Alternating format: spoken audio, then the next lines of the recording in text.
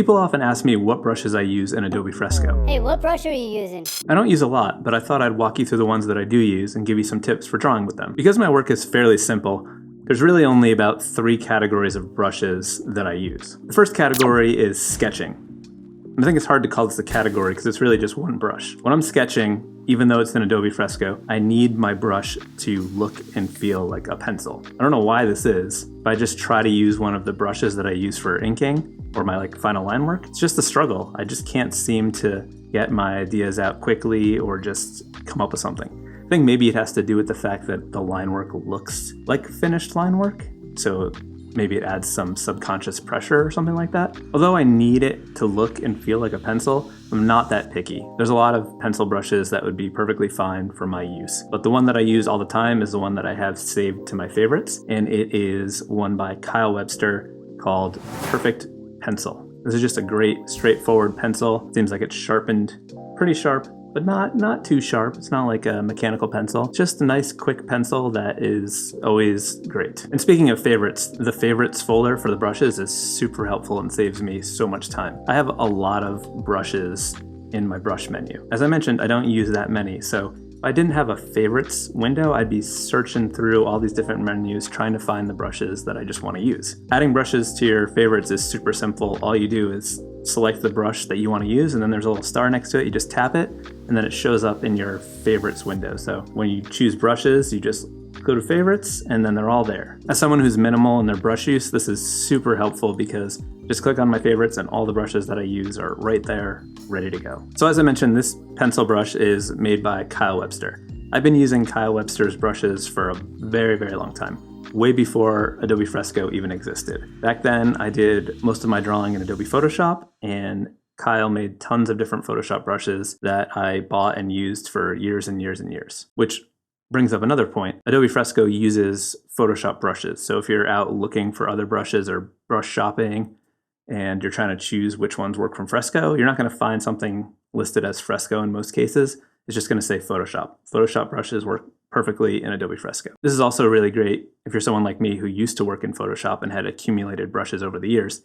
All those brushes just go right into Fresco and they're there and ready to go. Speaking of Kyle Webster, he works at Adobe now, so all of his brushes are available for free within Fresco. This is incredible and probably reason enough to choose Fresco over other apps, but that's besides the point. All the Kyle Webster brushes that I'll be talking about in this video can be found within his Mega Pack brush set. When you're in the Fresco brush dialog box, right at the bottom, you'll see Add Brushes, and then you can go to Discover New Brushes. And in there, you'll see all of Kyle Webster's brushes, including the Mega Pack. He updates new brushes all the time too, so definitely keep an eye on that. If you go in here, you'll see that there's the Winter 2023 brushes. So before that, he had Fall 2022 brushes. So he is making new brushes all the time, and they're all amazing. So definitely check them out. The next category of brushes is the most important to me. These are the brushes that I use for my line work. If you're familiar with my work, you'll know that it's all line drawings with color added to it. So getting the right line quality is crucial to my drawings looking and feeling the way I want them to feel. I'm pretty picky about these brushes, even though they appear pretty simple and pretty straightforward. But basically what I'm looking for is something that emulates drawing with a sign pen on smooth paper. I want there to be some pressure sensitivity, but I don't want it to be crazy. I don't want it to be going from really tiny to really big. I want to be able to press and increase the size so that I can lift up a little bit and taper, or push down and make the lines a little bit fatter, but I don't want anything too crazy. When I want something clean and tight, my go-to brush is another one of Kyle Webster's brushes. This one has a ridiculous name. It's called Too Smooth to Be Forgotten. So if you named that, Kyle, I assume you did. Thanks for making me say it. But this is just an incredibly smooth brush. It has the right amount of pressure sensitivity for what I like. It has just a nice, clean, smooth line. It's pretty much just like a perfect sign pen, new out of the box on marker paper, not just regular paper. Marker paper so that there's no bleed or anything like that. It's just very, very tight and crisp. When I want something with a little more grit, my go-to is the Retro Supply Co. Classic Inker, which can be found in their liner brush pack. I've been using this one a lot lately, and I think it's just a really nice mix of clean lines in terms of drawing and the pressure sensitivity, but also just has a little bit of tooth to that line so that it doesn't look perfect. It's just a little gritty, little imperfect, nice analog feel. If you're interested in any of the Retro Supply Co. brushes that I talk about in this video, the link below is an affiliate link, so if you buy some brushes, it'll help support this channel. So although the Classic Inker is my favorite textured brush, I do have a few others that I use on a somewhat regular basis. Sometimes if I just want to alternate a little bit, if I'm doing something extra gritty, maybe I'll mix it up so that the texture is different between the two and it's just a little bit more imperfect. Two additional ones are more of Kyle Webster's brushes. These are the Kyle's Ultimate Rough Inking 1 and 2. These are really nice. They're a little bit grittier than the Classic Inker. 2 is even more grittier, but it's got a little bit more pressure sensitivity than the other brushes so that the lines get thinner or thicker the harder you press. So it's a little bit more aggressive than I normally like, but I think it's fun to use as like an alternate, and it has a really nice analog look. I keep saying analog, and what I mean by that is I really like my work to have some sort of basis in reality. I try to stay in sort of like a printmaking world aesthetically.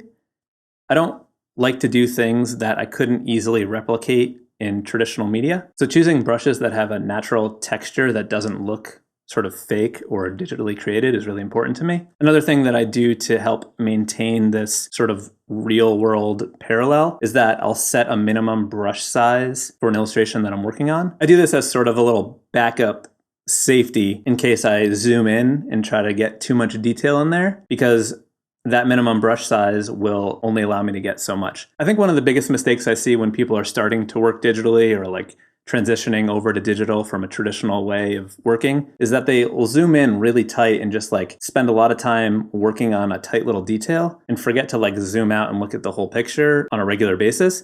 And then they get these weird areas where they're just like really, really tight and it doesn't match everything else and it gives it this weird digital aesthetic. So again, if you set a minimum brush size and you can't go lower than that brush size, even if you zoom in and forget about what you were trying to do, you just physically won't be able to make any lines because the brush will be too big. I don't know, it works for me. Maybe it'll help you out. A couple other brushes that I like for doing line work are by my friend Ryan Hamrick. These are from his lettering brush set. Specifically, the ones that I use are his Hamrick Ink and Hamrick Ink Flat. I used to use these almost exclusively when I worked in Procreate because he had them set up in a really nice way. The smoothing of your lines works differently in Procreate than it does in Fresco. So he would have an ink solid smooth and an ink solid. And I would love going back and forth between these two because sometimes I really want that smoothing on so that I can get a clean, smooth line. But then other times I want to be able to quickly draw some detail. Having the smooth and then the non-smooth version, I could easily go back and forth and have the same line quality and line work, but have the smoothing option there as well. Fresco makes the smoothing a little bit easier to just do on the fly, so I don't end up switching between brushes to get a different smooth setting.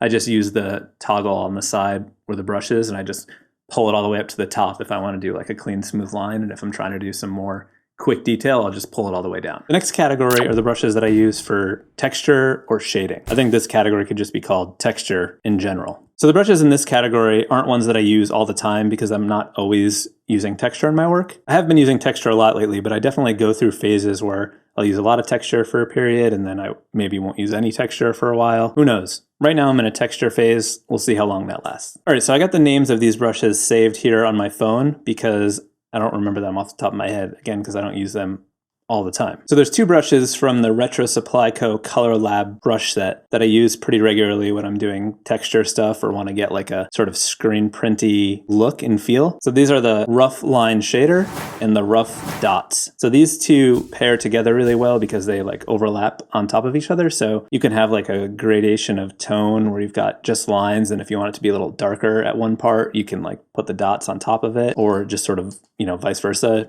do the dots and then add the lines if you want. I like that you can do shading with like lines and dots as opposed to just like a solid color. I think this gives it a unique sort of retro look. Obviously, these are from Retro Supply Co., so that makes sense. And again, all the Retro Supply Co. brushes can be found in the link in the description. And then there's three more Retro Supply Co. brushes that I've been using a lot for texture. And all three of these can be found in their Woodland Wonderland brush set, which has got a lot of really cool stuff in it. The first one is called 05 Crazy Rougher. And this one just got a lot of grit and tooth to it. I like to sort of turn it up to a large size and then go press really lightly to get like a subtle texture. Or I can make the brush smaller and then sort of go along the edge to like roughen up the edge of something. You can create a lot of variety by messing with the size of the texture when you're using texture brushes like this. Another one I really like within this pack is the Waxy Roller 2. And this one is just like a really gritty, nasty texture that, you know, you could put all over your image or just like go in different areas. I think this one's really fun to play with if you're wanting something that's just really rough and cool, trying to get some punk rock vibes. And then the other one, also within this set, is called 03 Heavy Grain 2. Again, just a lot of cool, natural, analog looking texture. Retro Supply Co. does a really good job of making their brushes emulate traditional mediums and printing techniques, and I really appreciate that, and that's why I like their brushes so much. So the last set of brushes are special occasion brushes. I'm talking about holidays or anything like that, but they're things that I don't use on a regular basis, but every now and then, if I want to get a certain effect or look, these brushes are great. In this category, there's two sets of brushes that I want to focus on. The first one is the Riso brush set by Retro Supply Co. These brushes are incredibly fun and do a really great job of creating that really authentic Riso print look. One thing that I really love about this brush set is they went above and beyond to make sure that it looked real and didn't look like digitally created patterns and textures. So to do this, they have 3 different versions of all of the brushes so that when you're layering colors, the texture is different between each of them. If you want to know more about these brushes, I definitely recommend checking out my video that goes really deep into this and shows how to use them in the different processes. There's ways where you can control the amount of ink so that you can get subtle variations in color mixing and all kinds of stuff. Love these brushes. Definitely recommend these if you're trying to get this vintage, retro-y,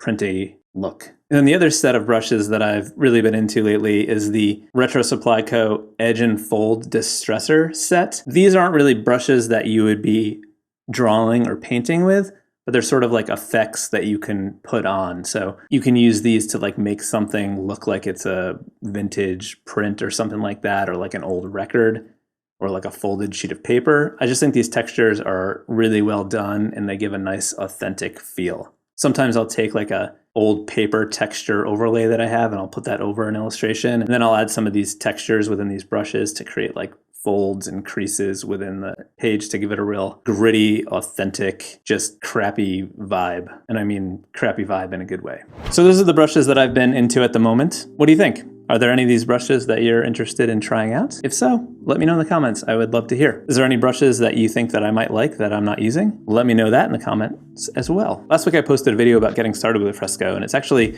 doing better than I anticipated. I haven't really been doing beginner type videos like that, but maybe I'll do more of those if people seem to like them. Is there other things that you'd like to know about Fresco, or I don't know? Let me know in the comments. I'm curious. I'm trying to come up with new ideas for videos, and I would love to have your suggestions. All right. Good talk.